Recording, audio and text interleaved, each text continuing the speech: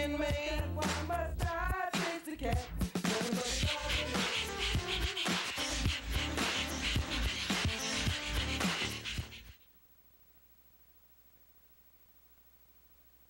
Posse presents on this very hot Saturday night. I am very pleased to have with me, finally, some wildlife ladies. I've been dying to have a wildlife show and found my ladies. Tailor's Wildlife Rescue Group. We've got President Flo Chiappetta and Vice President Gay Williams. Thank you very much, ladies, for joining me. Thank you for inviting us. It's a pleasure to have you here. And I'm going to start with a simple enough question. Why wildlife? What got you involved in rehabilitating wildlife? For me, years and years ago, probably about 13 years ago now, there was a tree in my front yard and we cut it down and baby squirrels came out. Aww. So I knew well enough. I know, oops. I knew well enough not to try to do anything because I didn't know what I was doing. So I was doing some research online. Thank God we had that. And it took me like maybe half the day, 6 hours just to find somebody to help me. And then when I finally found them and they called me back, they were full. They couldn't take them. So I Isn't said, that the case that everybody's always full when you need them? Yeah, unfortunately, it seems to happen too often than not. So anyway, I told her I have no problem doing them. I just need to be directed on how to do that properly so that, you know, I don't harm them. So anyway, she kind of took me under her wing, and it just started from there. You know, started from a litter of 4 baby squirrels and then just grew. And I loved it, and there's a need for it. So there really is. Yeah. So that's how I got into it. I've been in a position, having been with an animal shelter, where, you know, people find the baby birds or the squirrels and they come running with them in a box, and you're like, yeah, no, because you really can't just be, you can't just take care of wildlife. It's another whole genre. It's like a whole different thing than when someone brings you some bottle feeding orphaned kittens and domestic animals. Right. So completely different. What does it take to be a wildlife rehabilitator? Well, one, you have to be licensed within the state that you reside. So for Connecticut, you need to get, they call them appointees. Basically, their licenses. There's, I believe, 4 different kinds of licenses. Your basic license, that'll allow you to do small mammals and non-migratory birds. And then there is your RVS permit, and that allows you to do rabies vector species, which is raccoon, skunk, and fox. And then there's your deer permit, which allows you to do baby fawn. And then there's your federal permit, which isn't necessarily Connecticut, but it's a federal permit that you need to do waterfowl, songbirds, and birds of prey. Okay, so where do you guys stand with that? We have all the permits. We're pending our federal permit now. We have all the permits except for the fawn permit, which we're going to be working on as well. The thing with the fawn permit, because there's different regulations that you have to meet in order to get these permits, and there's different training classes and different applications and rules and regulations to it. And if anybody is interested, you can always go on either our site or you can go on the DEEP site and then Google wildlife rehabilitation, and you'll see all the applications and different things that you need to do, because there's a lot involved. But so we have all of them except for the fawn right now, which we're going to try to get, and next year, well, hopefully by the end of this year, we'll be all set for our federal permit. That's cool. So how long, what do the classes involve, and how long does it take to become even the most basic of I'll tell you the basic one, because then they're so long and extensive and different regulations for each. But quickly, for the basic one, you need to do 40 hours of apprenticeship with a licensed rehabilitator. You need to take a class. You need to pass a test, which is like, I think, 100 questions, and it's multiple choice. You need an 80 or better. Then you have to give dimensions and sizes of your pen, and then you have to have a vet that will sign off on you saying that he's willing to assist you should you need any medical attention. And the vet is very important because you can't do it all yourself. I mean, you can't. Well, you need means to antibiotics, and sometimes you might need something sedated or euthanized, or maybe even a minor operation or something of that sort. That, you know, we do a lot of stuff, but we don't get into like the operating part of it. Oh, sure. You're just caregivers. Yeah, right. Exactly. So, you know, we have thankfully a lot of supportive vets that do. You know, they help us, so it's great. And there's not every vet that'll do wildlife, just like there's not every vet that would do small animals. No. And and it's different too than domestic. So a lot of the times we find ourselves going and we kind of have to lead them in the right direction, you know, and give them other information so that they can do research to figure out, you know, you can't everything you can do for a dog and cat, you can't do for a raccoon. Right. So. Right. It's like a whole different ball game. Exactly. It really is. Yeah, but we're lucky we got some good guys. Yeah, that's important. You need to have the network in place. Absolutely. And have everybody on the same team. So I'm going to ask you kind of a two-part question. Okay. What should people do if they find a sick or injured animal, wildlife, and how does what they have to do with that differ from babies seeming healthy but all alone? Okay. So if somebody was to find an injured or orphaned wildlife, and it's regardless of whether it's a baby or an adult, you always want to take safety precautions first. You want to be able to protect yourself. We recommend that you always use gloves. Best that you use like a gardening glove or something that's a little bit heavier to protect your hands. Baby animals with their eyes closed, laying on the ground really don't pose much of a threat, but they could have fleas or ticks or something, so even rubber gloves in that case would be great. You know, there's so many different species and there's so many different situations. Sure. But basically what you want to do is if you think that animal needs help, you can get it into a box using gloves, put it in a secure, well-ventilated container. Most important too is to keep that baby warm. And if you visit our website, there's some tips and tricks to do that. Rice socks are great. You get rice, you put it in a sock, you can put it in the microwave, it'll provide heat for a few hours, so we recommend people sometimes do that. But then there's cases where there's animals that look like they need help, but they don't need help. Right. So that's usually fawn, bunnies, and birds. Correct. So fawns, the mama leaves the fawn alone because she'll attract predators to the fawn, and babies, fawns can't keep up with moms or protect themselves. Right. And there's a method to their madness, clearly, because they're trying to protect their young by staying away. Absolutely. So people will see a fawn sitting there maybe for hours, but they don't see the mom, so they're like, oh my goodness, there's something wrong with that fawn, mom's abandoning it, and they're fine. As long as the baby's not crying, its head's not laying on the side, you know, ear to the ground, that baby is fine. If it's hungry, it's going to scream, and you're definitely going to hear it, and then there might be a problem. I've never even thought about a baby fawn they're screaming. loud. Are they really? Like a goat or a sheep, like like really loud. Really? See, who knew? Oh yeah, you'll know there's a problem. You definitely will. And then bunnies, mom does the same thing to keep her baby safe. So she will leave the nest, she won't tend to the nest, maybe she'll come once or twice a day. To see if a bunny nest is abandoned, the best thing that you can do is if you get string or twine. I've read this. Yes, not bright colors, like don't use like, you know, hot pink, but just a normal color, and then put an X over the entire nest. Mom will come back, she uncovers the nest, she feeds, and then she covers it back up and she takes off. So if the nest is disturbed, that string is disturbed within a 12-hour period, then you can say mom's coming back. But in a 12-hour period, people say 24. I kind of like to go with 12. If it's you don't want them to get too dehydrated, especially and babies. It's really hard to turn them around sometimes. So if the string's still intact within a 12-hour period, then mom's not coming back. We can kind of assume that nest is abandoned. And then fledglings, they actually start from the ground up. So they'll fall out of the nest, they're not able to fly. They will seek shelter under like bushes, sometimes cars, places they're not supposed to be. But mom's still feeding. Right. And they're just waiting to get their wings underneath them, and this can take sometimes up to a week. So yeah, I was going to say, I've raised baby birds. Yeah. So while that's different, it's different but the same, because it takes a while. Yeah, sure, they start to flutter around and they want to explore, but they can't fly. Right. So if you just watch them, even if you watched them for like 20 minutes, I mean, birds feed quite often, so you'll probably see the mom come back. You know, but then it's a little tricky because sometimes they don't come back, and it's kind of a tough call. But we say, you know, wait like an hour, 2 hours, see what happens. Right. And what about, like, some people where there's cats in the neighborhood, there's predators for the birds, I mean. But that's going to be anywhere. Yeah. And, you know, depending on the situation, if there's an abundance of, let's say, feral cats and, you know, you're already seeing dead birds, then okay. You know, at that point, then yes, maybe we will intervene. But we can't duplicate mom.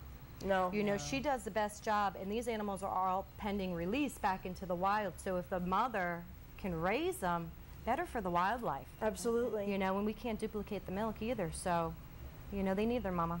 Yeah. And certainly if there's concerns, call us. Yeah, you know, right. we can advise, definitely. Right. Now, just like completely off on another tangent, there was something I called you or I messaged you the other day. Yes. Someone saw a swan on the side of the highway, and you had told me in a previous conversation you guys have kind of like a network.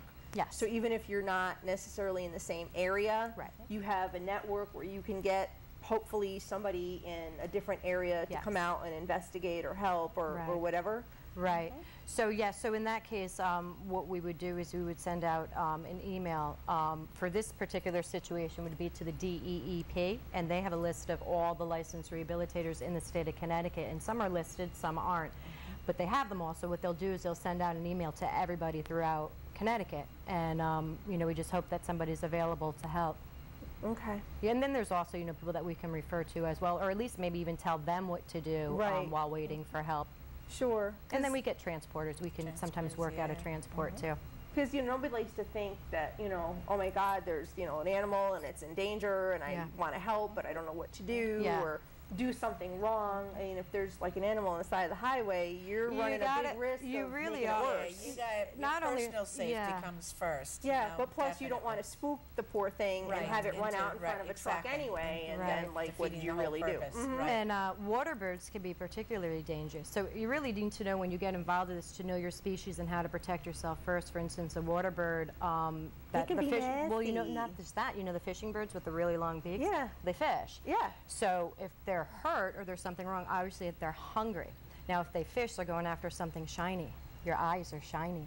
Oh, So who you thought go of that? right. Jewelry. Jewelry. So Yep. if you go to help this bird with all good intention and he's really hungry, he can nail you right in the eye, or he can even hit you in your jugular or Yeah. something like that if you're wearing jewelry or earrings or whatever. Right. So you really need to know what you're doing. Yeah, so there's definitely, you know, the good intentions can only backfire sometimes Yes. if you're not careful enough Or or qualified enough, Right. yeah, to be able to handle them. Exactly. Best situations, just call Right. a rehabber. Yeah. Okay. All right, so let's take a quick scroll, Zach, through some of the pictures. You've got quite the collection Yes, we do. of some of the little babies that you've helped, and this I love, little baby squirrel. That's right. I was challenging myself. I'm like, okay, I'm gonna be real. It's not Sometimes that hard. they're hard but- to identify when Yeah. birds when they're really small without the feathers. Oh yeah, I don't know that I could tell one bird Or from sometimes I another. still can't. So Yeah, but it's there's the little squirrel. What do we got next, Zach? Many species. You can just kind of like run through them. Little skunky. baby skunk. And always with the gloves, these pictures you see. Yep.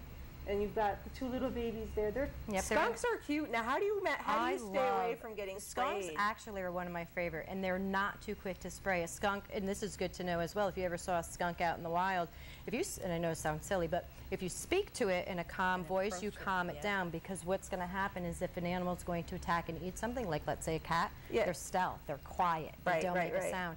So when you speak to an animal, especially in a normal tone voice, you're taking away the predator prey, and it calms the animal down instantly. Yep. But a skunk will warn you before he's going to blast you. Yeah, usually. Yeah. I mean, I've seen some pretty feisty ones, and there's a little gaggle of raccoons. Yes, they're. I love the little bottle rack. I do too. You know how much That's a time that time saves me? saver. Yeah. I mean, That I've has bottle been fed chickens, awesome. and like you've got to like Yes. seriously, especially when you get a box full of really hungry ones. Oh, You yeah. don't know who to Yes. feed first. No. And you're like, you know, And they're all right, on you. Yeah, you're like, okay, you have a little bit. All right, next. Yeah. Now I gotta feed you a little bit Yeah. next, and you're throwing them like. No, this back is in a the box. fabulous little That, contraption. I saw that and I was like, wow. Okay, Zach, Yeah. keep moving. We've got Another little baby. That's like a poster. Now, what Yeah. is that? That is a woodchuck.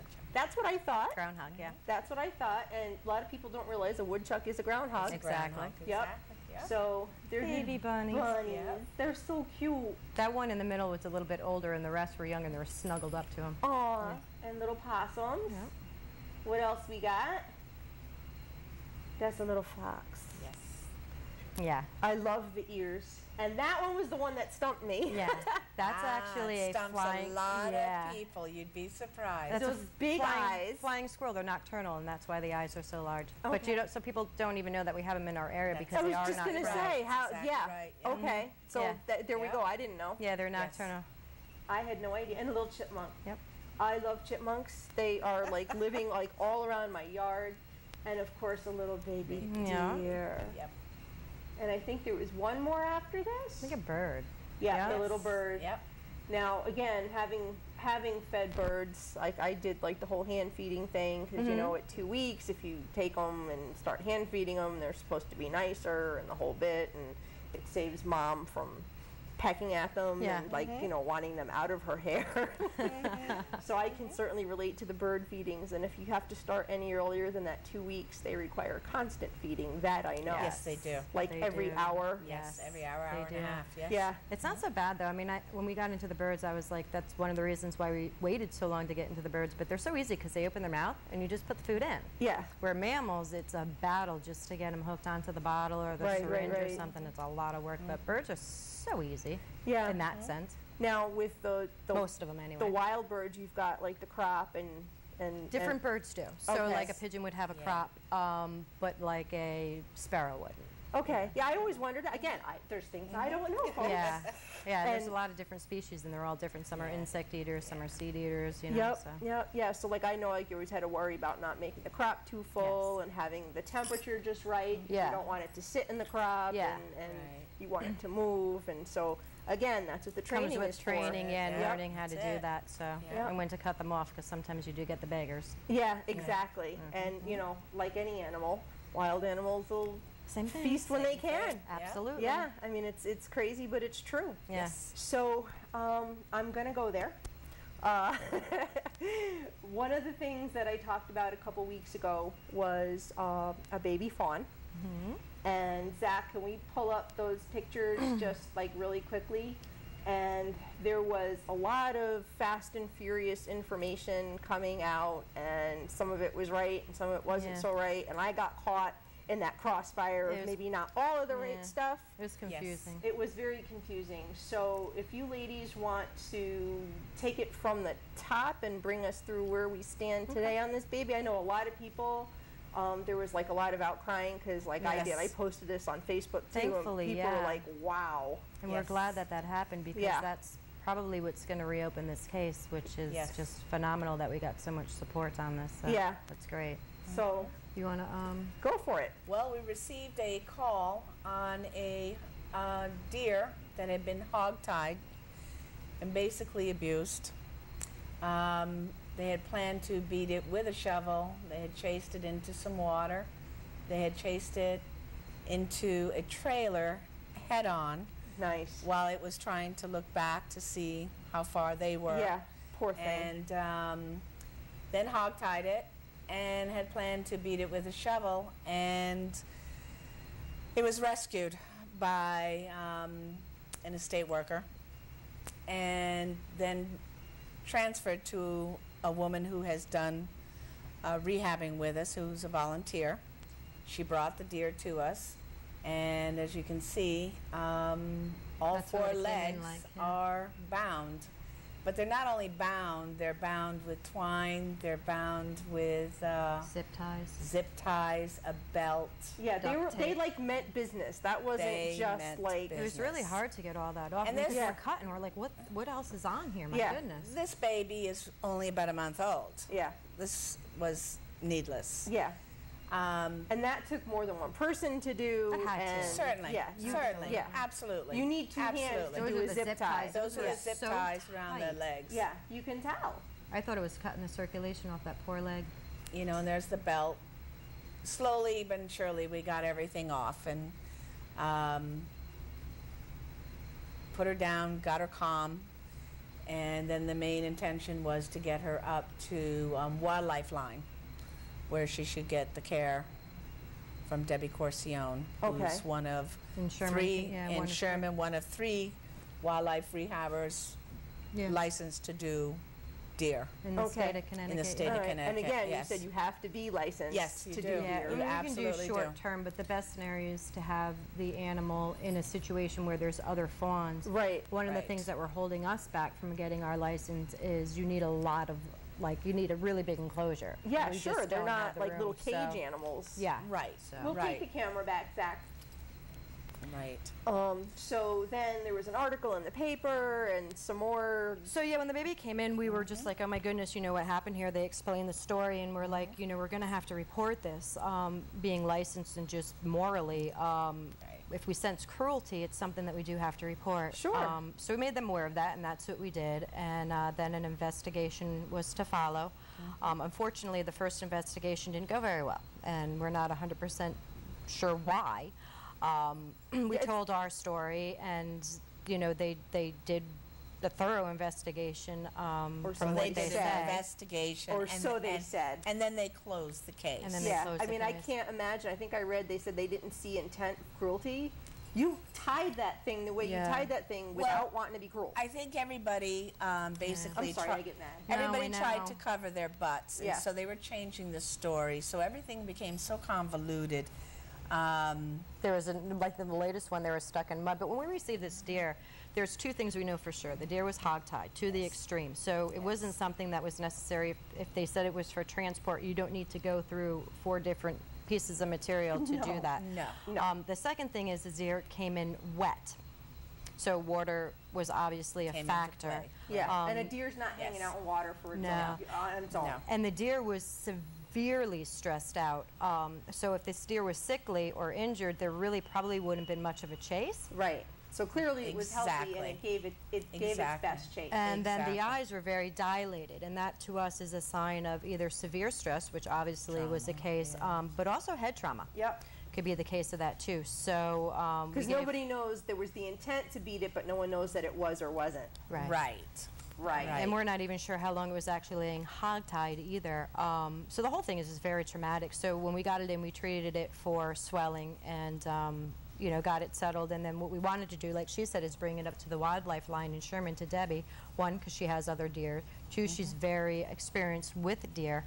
And but And we that wanted, could mean the difference between the deer and we making wanted, it and not. yeah, we Absolutely. wanted to do that as soon as Absolutely. possible to get the trauma of yet another transport over with as quickly as we Sure. could. They don't So- understand all these changes. They're No. No, animals. no, They're no. instinctively not like wanting to be around people. So No. now they're Right. being handled. It's Yeah. against Right. everything that even at a month old they know and Yeah. understand. Right. Yeah, and this Right. deer really wasn't doing very well at all for a while, but I did talk to Debbie. We've been keeping in close contact with her.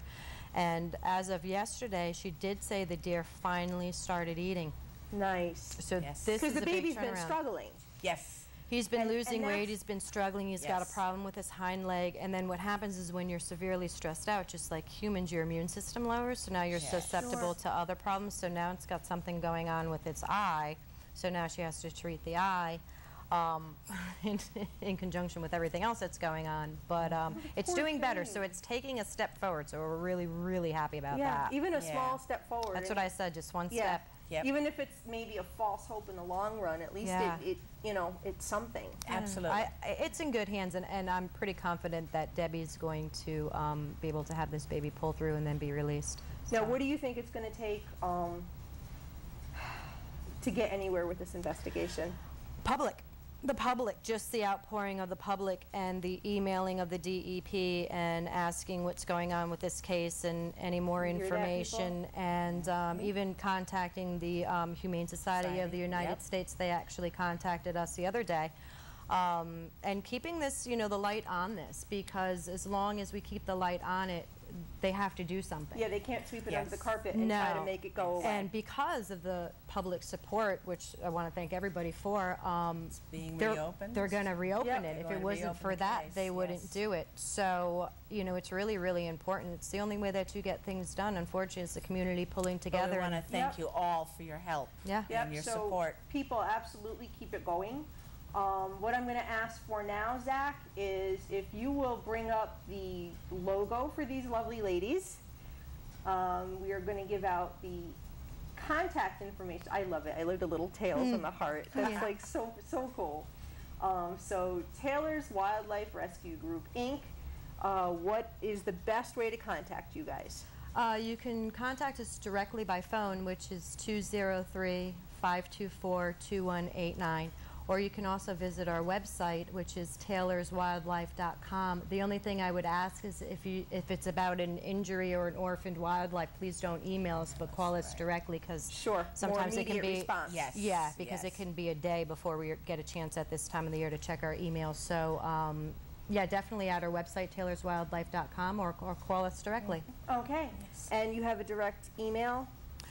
Yes, it's on the website, but it's taylorswildlife@gmail.com. Okay, so those are all of the ways to contact.